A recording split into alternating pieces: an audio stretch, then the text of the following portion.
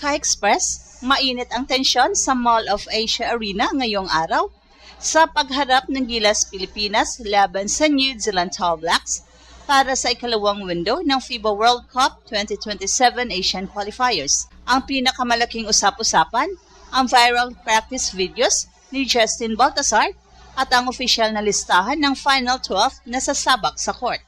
Sa gitna ng kawalan ng ating 7'3" center na si Kai Sotto, dahil sa injury precaution at ni QMB na nagkaroon ng commitment issues sa simula, mabilis na kumilos si Coach Tim Cone. Ipinasok sa training pool ang top draft pick na si Justin Baltasar para punan ang kakulangan sa laki at rebound. Bagamat naging viral ang kanyang huling ensayo kung saan nakita ang kanyang versatility at outside shooting, naglabas na ang SBP ng official na Final 12 para sa laro ngayong gabi. Ang Final 12 ay pinangungunahan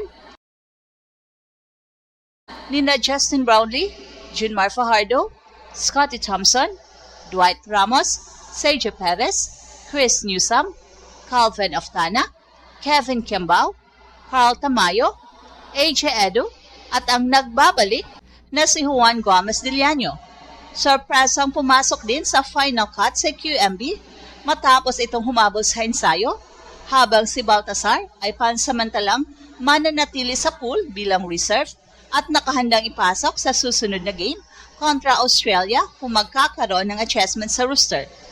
Ang laban na ito ay critical para sa Gilas dahil nakataya ang ating malinis na 2-0 record sa Group A. Sa harap ng home crowd sa MOA Arena, kailangang patunayan ng ating frontline na kaya nila makipagsabayan sa physicalidad ng New Zealand kahit wala ang ating main anchor na si Kai. Handa na ba ang Gilas na paitimin ang Tall Blacks o magiging hadlang ang kakulangan sa height sa ilalim? Sa loob ng mahabang panahon, hinihintay ng mga fans ang pagbabalik ni Justin Baltasar sa pambansang kupunan. At ngayong second window, tila nagkatotoo na ang hiling ng marami. Sa ilalim ng triangle system ni Coach Tim, si Balte ay nakita ng mabilis na adjustment sa huling practice ng Gilas na naging viral sa social media.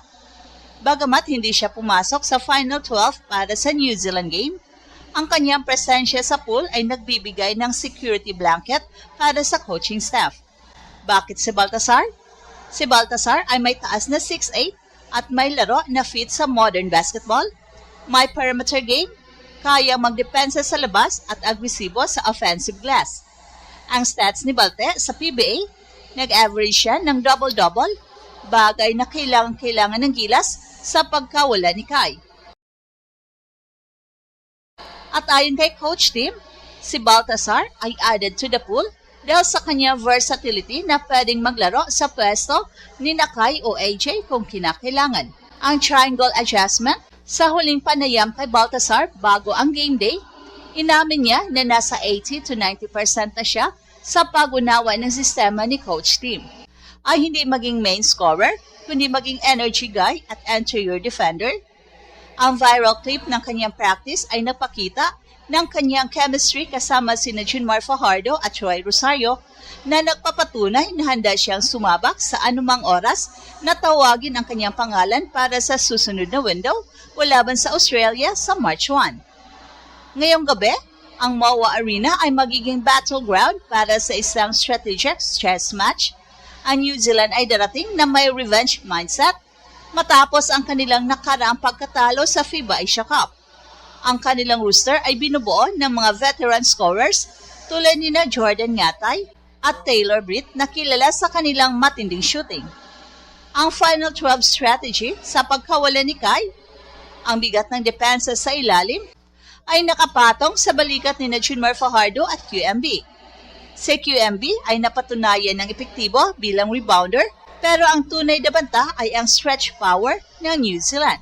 Dito papasok ang bilis na AJ Edu at Kevin Kembao. Si KQ, bilang Gilas standout ay inaasang magbibigay ng spacing para kay Justin Brownlee. At si Juan Gomez Diliano's comeback sa Final 12 ay isang tactical move para dagdagan ang playmaking at outside threat ng Gilas. Sa mabilis na laro ng New Zealand, kailangan ng Gilas ng mga guards na kayang mag-facilitate at mag-set up ng plays para sa ating shooters na sina Aftana at Newsome. Ang misyon ay simple, limitahan ang turnovers at kontrolin ang rebound para hindi makatakbo ang New Zealand. Sa gitna ng mainit na tensyon sa Philippine basketball, ang Gilas ay nakatungtong ngayon sa isang napakahalagang yugto ng kanilang kampanya sa FIBA World Cup 2027 Asian Qualifiers. Ngayong gabi, sa Mall of Asia Arena, haharapin ng ating pambansang kupunan ang New Zealand All Blacks, bit-bit ang misyong mapanatili ang kanilang malinis na 2-0 record sa Group A.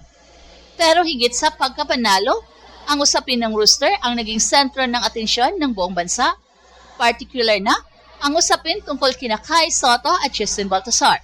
Sa isang opisyal na pahayag, kinumpirma ni Coach Tim ng ating 7'3 center na si Kai ay hindi makapaglaro sa window na ito.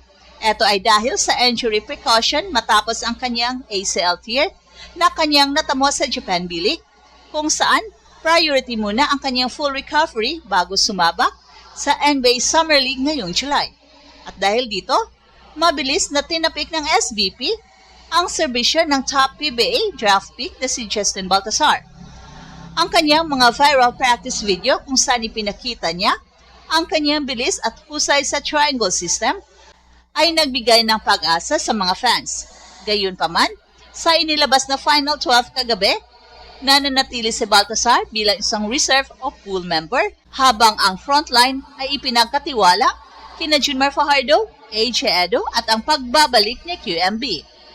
Ang laban na ito ay hindi lamang basta qualifier, ito ay revenge match para sa New Zealand at pagkakataon para sa Gilas na patunayan ang kanilang consistency. At ayon kay Coach Tim, ang continuity ng squad nina Justin Brownlee, Dwight Ramos at Scotty Thompson ang magiging alas ng Gilas. Ang pagbabalik ni Juan Gomez Diliano sa Rooster ay nagbibigay din ng dagdag na firepower sa backcourt. Kung magagapi ng Gilas ang Tall Blacks ngayong gabi, selyado na ang ating pwesto sa second round ng qualifiers bago pa man natin harapin ang world-ranked Australia Boomers sa March 1. Sa huli, ang presensya ni Baltazar sa pool ay nagsisilbing babala na ang Gilas ay may depth na kayang pumuno sa anumang kakulangan. Habang hinihintay ang muling pagsabak ni Baltazar sa court, ang buong bansa ay nakatutok sa Maua Arena, handang sumigaw ng puso para sa isang tagumpay na yayanig sa buong FIBA Asian region. At sa suporta ng buong bansa, ang Gilas ay manatiling matatag, may Baltazar man wala sa lineup. At ito ang Express Info kung saan bawat kwento ginulat ang mundo. Don't forget to like and subscribe.